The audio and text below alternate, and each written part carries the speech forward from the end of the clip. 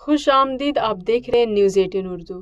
Border Gavaskar trophy team India کے لیے بےحد خراب رہی۔ اس سیریز میں ٹیم انڈیا کو آسٹریلیا کے خلاف 1-3 سے ہار کا سامنا کرنا پڑا، جس کے بعد بھارتی کھلاڑی سوالوں کے گھیرے میں۔ کئی سابق کرکٹرز نے کھلاڑیوں کی جم کر کلاس لگائی ہے۔ اب ان سب کے بیچ بھارتی ٹیم کے سابق ہیڈ کوچ روی شاستری نے بھارتی ٹیم کے تیز گیند باز محمد شمی کے ریکوری میں دیری پر BCCI پر سوال کھڑے کیے۔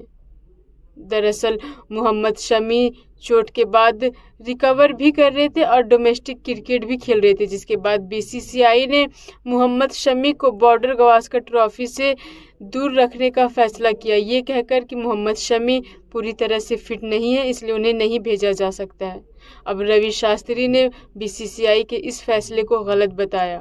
روی شاستری کا ماننا ہے کہ اس دورے پر محمد شمی کو ٹیم کا حصہ ہونا چاہیے تھا۔